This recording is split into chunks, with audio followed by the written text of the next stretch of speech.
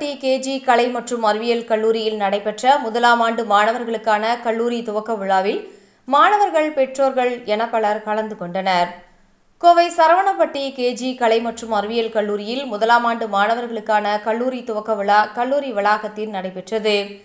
KGISL கல்வி நிறுவனங்களின் நிர்வாக இயக்குநர் முனைவர் அசோக் பக்தவாச்சலம் தலைமையில் நடைபெற்ற விழாவில் சிறப்பு விருந்தினர்கள், முதலாம் ஆண்டு மாணவர்கள் மற்றும் பெற்றோர்கள், கல்லூரி முதல்வர் முனைவர் ஜே. ரத்தினமாலா வரவேற்று பேசினார். தொடர்ந்து கல்லூரி செயலர் முனைவர் வனிதா விழா துவக்க உரை ஆற்றினார்.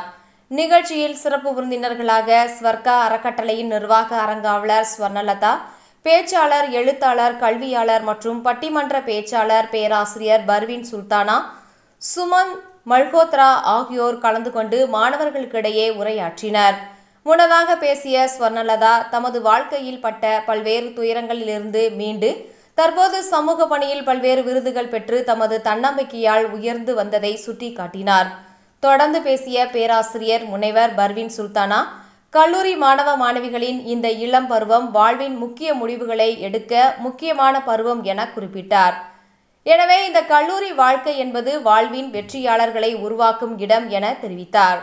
மதிப்பெண்கள் மட்டுமே தம்மை அடுத்த கட்டத்திற்கு கொண்டு செல்வது என கூறிய அவர், கல்லூரி காலத்தில் கிடைக்கும் அனைத்து வாய்ப்புகளையும் பயன்படுத்திக் கொள்ள வேண்டும் என கூறினார்.